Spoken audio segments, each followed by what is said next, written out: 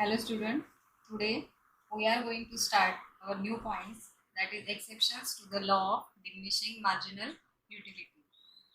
In the last two videos we have been already studied about the meaning of utility, features of utility, types of utility, concept of utility, relationship between total utility and marginal utility, and law of marginal utility.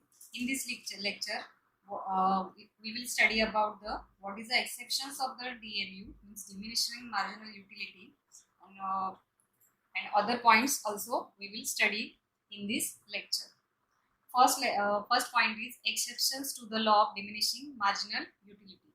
What do you mean by exceptions to the exceptions? Exceptions means whether cases the law of diminishing marginal utility does not apply, means जो exceptions है, exceptions means the law is not applicable, means ऐसे कुछ cases है कि उसमें जो law of diminishing marginal utility है, जो DMU law है, उस वो applicable नहीं होता है. तो कौन से वो थिंग्स है, कौन सी ऐसी प्लेसेस है कि वहाँ पे ये मार्जिनल यूटिलिटी का लॉ अप्लाई नहीं होता है. तो फर्स्ट है hobbies. If hobbies means what? Hobbies means if a particular task is your hobby, you will never be satisfied and it never come down, that is it is a exceptions of the law of diminishing marginal utility. means जो hobby है वो hobby आपका hobby किसको कहेंगे? जो आपको आप उससे कभी सेटिस्फाई नहीं होते, your satisfaction never come down, मतलब उससे आपको सेटिस्फेक्शन मतलब आपका जो सेटिस्फेक्शन लेवल है वो कभी होता ही नहीं. आपका डे बाय डे वो जो सेटिस्फेक्शन लेवल है वो बढ़ता जाता है. सो डिमिनिशिंग मार्जिनल यूटिलिटी क्या बोलता है? एक सेटिस्फेक्शन पॉइंट के बाद आपका जो डिजायर है वो डिजायर क्या होता है? कम होता जाता है. इसलिए जो हॉबीज है वो डे बाय डे बढ़ता जाता है. So the hobbies is not applied in the diminishing marginal utility, and these are first exceptions to the law of diminishing marginal utility. The second point is miser. Miser means जो कंजूस आदमी है, जो person है, उसको बोलते हैं miser. If you talk about miser means miser has endless rush for money. He want to collect more and more money. miser ऐसा पर्सन है, वो रहता है कि वो डे बाय डे उसका जो मनी का जो लस्ट है वो डे बाय डे बढ़ता जाता है. उसको अगर उसने अगर 100 रुपीज आज सेव किए तो वो क्या करेगा? सेकेंड डे 200 रुपीज सेव करेगा, तीसरे दिन वो 300 रुपीज सेव करेगा. मतलब सेव करने का उसका जो डिजायर है, वो जो उसका जो भी लस्ट है वो क्या करेगा? डे बाय डे बढ़ता जाएगा, बट वो कभी खत्म नहीं होगा. सो डिमिनिशिंग मार्जिनल यूटिलिटी में ये जो माइजर पर्सन है, ये जो माइजर पर्सन, ये इसके लिए एक्सेप्शन है, मतलब ये एप्लीकेबल डिमिनिशिंग मार्जिनल यूटिलिटी में अप्लाई नहीं होता. Third point is addictions. Addictions means if you have drunkard or drug addict, it will not applicable because you never know how much you are consuming. Will your utility ever become or decrease phase or not? मतलब जो addict है, कोई cigarette पीने वाला है या दारू पीने वाला जो पर्सन है, उसको खुद को पता नहीं रहता है कि वो एडिक्शन जो है वो एडिक्शन कब तक चलेगा. ओके, तो ये जो डिमिनिशिंग मार्जिनल यूटिलिटी जो है, वो डिमिनिशिंग मार्जिनल यूटिलिटी का लॉ क्या बोलता है कि एक सेटिस्फेक्शन लेवल के बाद, एडिशनल यूनिट कंज्यूम करने के बाद, सेटिस्फेक्शन पॉइंट आने के बाद आपका जो मार्जिनल यूटिलिटी है वो यूटिलिटी कम होता है. बट इस एडिक्शन अगर कोई एडिक्शन है तो वो एडिक्शन अगर कोई आदमी है तो वो एडिक्शन वाला आदमी, वो जो उसका मार्जिनल यूटिलिटी कभी खत्म होने वाला है. डिजायर उसका मतलब उससे यूनिट कंज्यूम करने के बाद वो क्या करेगा?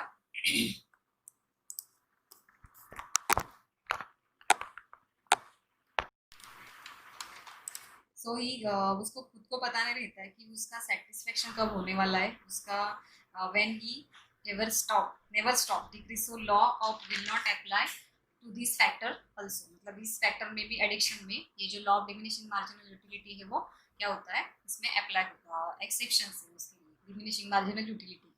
Fourth point is a power. Power means this is the an exception to the law because when a person acquire power he lust for power increase in a desire. मतलब जो कोई power जिसके हाथ में है, कोई सरपंच है तो सरपंच के बाद कोई आदमी क्या बनना चाहेगा? एमएलए बनना चाहेगा. उसके बाद सीएम बनना चाहेगा. सीएम बनने के बाद पीएम बनना चाहेगा. मतलब डिजायर जो है डे बाय डे उसका बढ़ता जाता है. Desire to have more and more of it. It is so assumption so the DME is not apply in case of the power. Means DME is will increase to the particular time and after that it will stop increasing and it will fall by because you are satisfied your police मतलब आप जो आपका है जो DME जो marginal utility का law है वो क्या बोलता है, सेटिस्फेक्शन पॉइंट के बाद आपका जो डिजायर है वो आप क्या करते हैं, कम करते हैं। लेकिन जो पावर का लस्ट है, मतलब पावर का लस्ट एक बार आपको एक बार आपके हाथ में पावर आने के बाद उसमें आपका जो डिजायर है वो डे बाय डे बढ़ता जाता है। So power also exceptions to the law of diminishing marginal utility. Fifth point is a money. For money also, it is a just same case. It will keep an increasing, never decreases from the from this money. Also, for money also, it is the just same case. It will keep on increasing, never come down. मतलब जो decreases, जो money है वो money भी same cases है, माइजर hobbies addictions power इसकी तरह ऐसे ही है मनी का जो लस्ट है। अगर वो because the medium of exchange of money, if you want to buy something, if you want to purchase something, you have to money. मतलब आपको कोई परचेस करना है, आपको कुछ परचेस करना है, कुछ बाय करना है, तो आपके पास पैसा होना जरूरी है। मीडियम ऑफ एक्सचेंज क्या है, money. So they have to violate some of the other assumptions of the law and hence they are not real assumptions. वो मनी जो है, वो मनी का लस्ट जो है वो डिजायर डे बाय डे बढ़ता जाता है, उसमें कुछ कमी नहीं आती. So money is also exceptions to the law of diminishing marginal utility. But ये एक्सेप्शंस भी है और एजम्पशंस भी में कंसिडर होता है. For example, a poor person spend his money very carefully, but the when same person became rich, he start spending money carelessly. अगर कोई रिच पर्सन पुअर पर्सन है तो पुअर पर्सन को मनी का वैल्यू ज्यादा रहता है, वो केयरफुली मनी को स्पेंड करेगा. But that same person became rich person, that time he spending money carelessly. अगर वही पर्सन सेम अगर रिच हो जाता है, उसके बाद वो मनी का उसको कुछ वैल्यू नहीं रहती. तो ऐसे एग्जेम्पशन है to the law of diminishing marginal utility. First hobbies, second miser, third one is addictions, fourth one power and fifth one is money. Next point is criticise of the law. Criticise करना means criticism means उसके ऊपर जो भी है उसका negative point आपको देखना है. जैसे पॉजिटिव पॉइंट हमने देखे कि जो एजम्पशंस है, एजम्पशन मीन्स जो assumptions means positive thinking, and criticise means difficult in practice. मतलब जो भी है ये जो क्रिटिसाइज यहाँ पे दिए वो प्रैक्टिकली जो लाइफ है उसमें एक्चुअली एप्लीकेबल नहीं है. तो ऐसे कौन से क्रिटिसाइज लॉ है, क्रिटिसाइज क्या है इसमें? तो first is unrealistic assumptions, second cardinal measurement, third individual rules, constant marginal utility of money, a single want. First is the unrealistic assumption. Unrealistic assumptions means difficult in practice. So first assumptions is unrealistic assumption. तो assumptions कौन से दिए? Law of diminishing marginal utility is based upon various assumptions. So assumptions दिए like homogeneity, continuity, rationality, but in reality is difficult to fulfill all these condition at a point of time. मतलब जो assumptions दिए कि homogeneity होना चाहिए, same size और shape में जो हम कंज्यूम करते हैं गुड्स और गुड्स, उसका जो कमोडिटी है वो सेम चाहिए. उसके बाद कंटिन्यूटी है, मतलब कंटिन्यूसली उसका कंजम्पशन होना चाहिए. आपका डेट कॉन्स्टेंसी, एक बात कंटिन्यूटी होना चाहिए, रैशनलिटी होना, नॉर्मल पर्सन होना चाहिए. तो ये जो एजम्पशंस वो एक्चुअली जो रियल कंडीशन है वो रियल कंडीशन में अप्लाई नहीं होता है. कोई आदमी कंटिन्यूटी खा नहीं सकता. तो ऐसे जो रियल अनरियलिस्टिक एजम्पशंस यहाँ पे दिए हैं वो पॉसिबल नहीं है. इसलिए क्रिटिसाइज मार्जिनल यूटिलिटी का फर्स्ट क्रिटिसाइज है कि अनरियलिस्टिक एजम्पशन यहाँ पे दिए हैं वो एक्चुअली में पॉसिबल नहीं है. Second is a cardinal measurement. The law assumes that utility can be expressed cardinally, so it can be added, compared, and presently through the schedule. In reality, cardinal measurement of utility is not possible because utility is a psychological concept. The law क्या assume करता है कि cardinal measurement actually possible है. कैसे through, किसके through? Add करना, compare करना and presented करना थ्रू अ शेड्यूल. हम किसमें उसको जो कार्डिनल मेजरमेंट किसके थ्रू हम प्रेजेंट करते, जो शेड्यूल है उसके थ्रू प्रेजेंट करते. But in reality cardinal measurement of utility is not possible because utility is a psychological concept. But जो रियलिटी है वो रियलिटी में कार्डिनल मेजरमेंट पॉसिबल नहीं है बिकॉज इट इज जो मार्जिनल यूटिलिटी का जो कंसेप्ट है, utility is a psychological concept.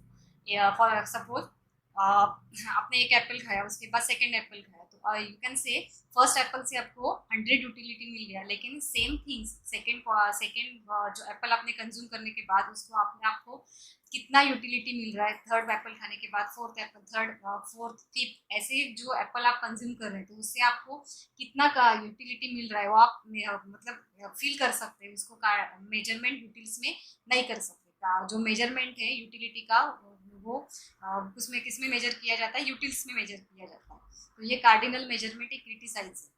Third point is indivisible goods. Indivisible goods means you can not divide that goods, that is called indivisible goods. तो ऐसे indivisible goods कौन से हैं? The law is not applicable to indivisible and bulky goods like refrigerator, car, TV sets etcetera which are normally purchase in single unit at a time. जो indivisible goods है, मतलब goods को हम divide नहीं कर सकते एट अ टाइम पे, तो ऐसे कौन से? रेफ्रिजरेटर, कार, टीवी, हाउस वगैरह ऐसी जो चीजें हैं उसको हम एक बार ही परचेस करते हैं, उसको डिवाइड नहीं कर सकते। Which are normally purchase in single unit at a time, मतलब एक ही टाइम पे हम एक ही चीज को लेते हैं, ना कि दो फ्रिज, दो टीवी ऐसे। और कॉन्स्टेंटली मतलब एक ऑर्डर किया, 1 घंटे के बाद दूसरा फ्रिज ऑर्डर किया, तीसरा फ्रिज ऑर्डर किया, एक टीवी ऑर्डर करने के बाद 1 घंटे के बाद दूसरा टीवी ऑर्डर किया। हर एक घर में एक टीवी, एक फ्रिज, इतना नॉर्मल पर्सन के हाउस में इतना ही रहता है। तो indivisible goods is criticise for the law, मतलब इस इंडिविजिबल गुड्स में ये लॉ एप्लीकेबल नहीं है। तो ये एजम्पशन जो दिया है वो एजम्पशन एक्चुअली में रियल कंडीशन में अप्लाई नहीं है। Next point is a constant marginal utility of money. The law assumes that the MU of each unit of money remains constant. However, critics argue that MU of money differ from person to person. It is influenced by change in prices, stock of money, etc. मतलब जो constant marginal utility of money है, मतलब जो rich है, poor है, जो rich और poor जो है उनके लिए मार्जिनल यूटिलिटी सबके लिए सेम है, सबके लिए जो वैल्यू है मनी का वो सेम रहता है। एक्चुअली में ऐसा नहीं है। जो पुअर पर्सन है उसके लिए मार्जिनल यूटिलिटी मनी का ज्यादा है, because he have stock of money, less stock of money, and rich has rich, जो रिच पर्सन है वो रिच पर्सन के पास बहुत सारा पैसा रहता है। So constant marginal utility means जो स्टॉक ऑफ मनी है, जो मार्जिनल यूटिलिटी सबके पास सेम है। तो constant marginal utility is a criticise of this law. ये एक्चुअली रियल में जो है वो पॉसिबल नहीं है। तो next point is single bond. The law is rusticated to the satisfaction of a single bond at a point of time. However, is a reality a man has to satisfy many bonds at a time of point of time. मतलब जो assumptions है single bond means one at one time पे point of time, मतलब एक time पे वो क्या करेगा, एक सिंगल बॉन्ड को ही क्या करेगा, वो उसका कंप्लीट करेगा। तो एक्चुअली ये पॉसिबल नहीं है। जो पर्सन है वो पर्सन एक टाइम पे बहुत सारे उसकी जो बॉन्ड्स है वो कंप्लीट कर सकते हैं। अगर आप खाना खाने के लिए बैठे, फूड खाने के लिए बैठे, तो आप उस टाइम पे फैन भी चला सकते हैं, टीवी भी देख सकते हैं, और कुछ काम भी करते। मतलब जो भी है वो एक टाइम पे बहुत सारी यूजेस आप मतलब कमोडिटी का यूज आप करते हैं, बॉन्ड्स को कंप्लीट करते हैं। मतलब एक सिंगल बॉन्ड जो एजम्पशन है वो एजम्पशन रियल में पॉसिबल नहीं है। सो ये क्रिटिसाइज ऑफ द लॉज है। फर्स्ट था unrealistic assumption, second cardinal measurement, indivisible goods, constant marginal utility, and last one is a single bond. The criticize of this law is given in your textbook page number 14. Next point is a significance of the law. Significance means importance of the law. Significance means important. So first is a usefulness to the consumer, useful to the government, basis paradox of value, basis law of the demand. Economics में आपको एक बात always remember, जैसा question आपके सामने है वैसा आपको आंसर लिखना है। सिग्निफिकेंस बोला है तो सिग्निफिकेंस लिखना है, आपको एजम्पशंस बोलना है तो एजम्पशंस लिखना है। उसके बाद अगर उसमें एक्सेप्शंस बोले तो एक्सेप्शंस लिखना है।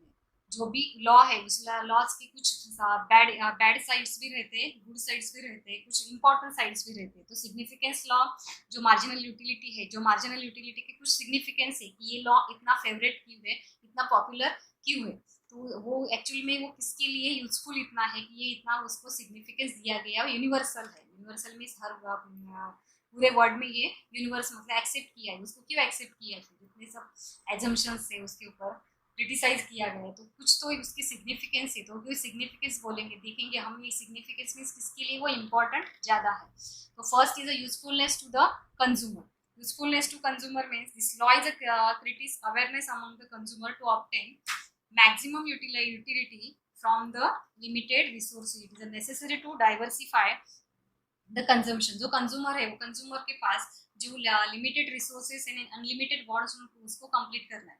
तो ये लिमिटेड रिसोर्सेस में अनलिमिटेड वांट्स कैसे कंप्लीट करना है, how he complete his unlimited wants in limited resources. इसका जो बजट का प्लानिंग है वो प्लानिंग करने के लिए significance of the diminishing marginal utility law उसको हेल्प करता है. वो कैसे करना है, because normal consumer has know how he satisfaction level, मतलब जो सेटिस्फेक्शन लेवल उसका जो है उसका वो पता है कि कहाँ पे मेरा सेटिस्फेक्शन हो जाएगा. उस कंज्यूमर समझो उस सेटिस्फेक्शन के बाद अगर वो कमोडिटी का सेटिस्फेक्शन कंज्यूम करने के बाद उसका सेटिस्फेक्शन लेवल आने के बाद उसका जो भी पैसा है जो भी मनी है वो क्या करेगा, डाइवर्सिफाई करेगा. डाइवर्सिफाई करना मीन्स दूसरी चीज लेने के लिए, दूसरी कमोडिटी परचेस करने के लिए वो क्या करेगा उसका मनी जो है वो डाइवर्ट करेगा. Means usefulness to the consumer. Diversify the consumption means जो भी कंजम्पशन है उसका वो कंजम्पशन को डाइवर्सिफाई करेगा दूसरी कंज्यूमर ये लेने का जो भी चीज़ है जो कमोडिटी को परचेस करने के लिए. फॉर एग्जांपल अगर कोई आदमी फ्रूट्स परचेस कर रहे हैं और 1 वीक के बाद अगर परचेस कंजम्पशन करने के बाद वो क्या उसको मतलब डिजायर उसका सेटिस्फेक्शन लेवल हो गया. वो सेटिस्फेक्शन लेवल होने के बाद वो क्या करेगा, ठीक है चलो मुझे अभी खाना नहीं है, तो क्या करेगा फ्रूट्स लेने के बदले वो क्या करेगा, मीन्स वो ड्राई फ्रूट्स परचेस करेगा. मीन्स वो कंज्यूमर को diminishing marginal utility law help करता है टू डाइवर्सिफाई द कंजम्पशन. मतलब जो कंजम्पशन है वो डाइवर्सिफाई मतलब उसके जो अदर कंजम्पशन है दूसरे अदर कमोडिटी का कंजम्पशन है उसमें वो क्या करेगा उसका जो भी मनी है जिसमें जितने भी रिसोर्सेज वो डाइवर्सिफाई करने के लिए यूजफुल है. तो ये diminishing marginal utility law to the usefulness to the consumer. Next point is useful to the government. Every government has framing the various policy because to run the government. Okay, तो ये जो government है वो government को बहुत सारी policies frame करनी पड़ती है. कौन सी पॉलिसीज है वो, the law useful to the government to framing various policies such as progressive tax policies, trade policy, pricing policy etcetera. First policy is a progressive policy. Progressive policy means less higher income, higher tax and lower income, less tax.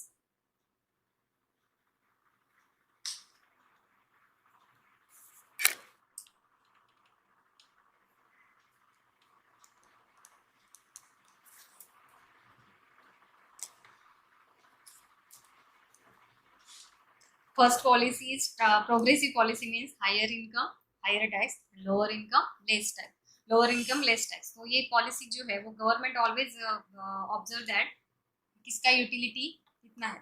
तो वो मतलब वो observe करता है कि कितना किसका utility ज़्यादा है. तो वो जो पुअर पर्सन है वो पुअर पर्सन को क्या होता है ज़्यादा यूटिलिटी मनी का वैल्यू ज़्यादा रहता है. यूटिलिटी उसके पास मनी स्टॉक ऑफ मनी कम रहता है तो यूटिलिटी वो उसको भी ज़्यादा रहता है और वो केयरफुली उसका जो मनी है उसका यूज करता है. बट जो rich person have stock of money very high, so he use of money very carelessly. मतलब जो भी तो क्या करते हैं उनके पास जो भी ज़्यादा पैसा पड़ा है वो उनके ऊपर ज़्यादा टैक्सेस अप्लाई करके फिर उनके पास से जो ज़्यादा जो मनी है वो मनी क्या करता है वो उनके पास से निकाल लेते हैं. Useful to the government. And next is trade policy. Trade policy means अगर किसी कंट्री में प्रोडक्शन बहुत ज़्यादा हो रहा है, किसका आपने समझो अपने कंट्री में इंडिया में वीट और राइस का बहुत सारा प्रोडक्शन हो रहा है. अभी ये प्रोडक्शन हमारे कंट्री का कंजम्पशन पूरा होने के बाद हमारे कंट्री की जो पॉपुलेशन है वो पॉपुलेशन का जो भी नीड्स है वो नीड्स कंप्लीट करने के बाद जो भी कुछ बचता है, जो भी वीट्स और राइस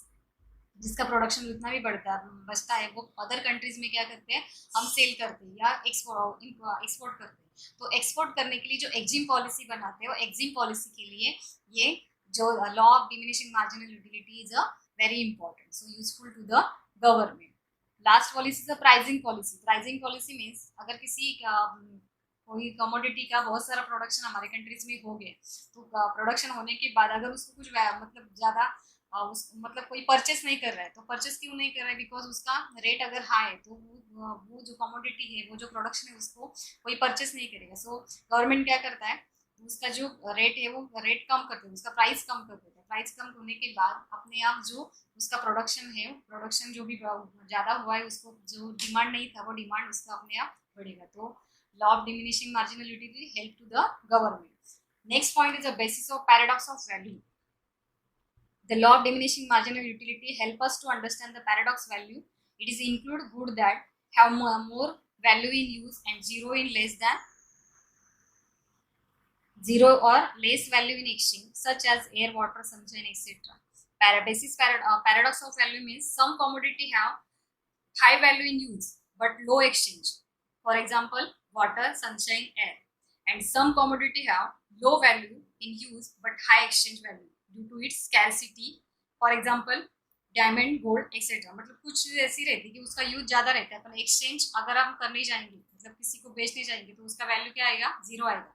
बट कुछ चीज़ें ऐसी रहती है कि कुछ कमोडिटी ऐसी, कुछ थिंग्स ऐसी है कि उसका जो एक्सचेंज वैल्यू है बहुत ज़्यादा है। फॉर एग्जाम्पल डायमंड है, गोल्ड अगर बेचने जाएंगे तो उसका जो वैल्यू ऑफ एक्सचेंज है वो बहुत सारा पैसा आपको मिलेगा अगर बेचने जाएंगे तो। अगर लेकिन उसका यूज अगर करेंगे तो उसका यूज सब नहीं करते। ठीक है, तो ये बेसिस पैराडॉक्स ऑफ वैल्यू है। तो ये बेसिक पैराडॉक्स ऑफ वैल्यू जो यूटिलिटी उसमें है, जो यूटिलिटी अंडरस्टैंड करने के लिए जो law of diminishing marginal utility है वो हेल्प करता है। Next point is the basis of law of demand. Basis law of demand, ये डिमिनिशिंग मार्जिनल यूटिलिटी पे basis of law of demand depend है। The law of demand is based on the law of diminishing marginal utility. According to the law of demand, the quantity demanded of a good rises with the fall in price and fall with the increases. When the consumer purchase more and more units of the good, its marginal utility steadily decline. Hence, he would buy additional unit of commodity only at a lower price. मतलब जो diminishing marginal utility है, वो diminishing marginal utility क्या बोलता है? एक satisfaction level के बाद कंज्यूमर कब प्रोडक्ट को परचेस करेगा? जब उसका सेटिस्फेक्शन लेवल पूरा होने के बाद अगर लोअर प्राइस है तो उसके बाद ही वो क्या करेगा? वो जो कमोडिटी हो, कमोडिटी को क्या करेगा? परचेस करेगा। So basis of law of demand, this is the significance of the law.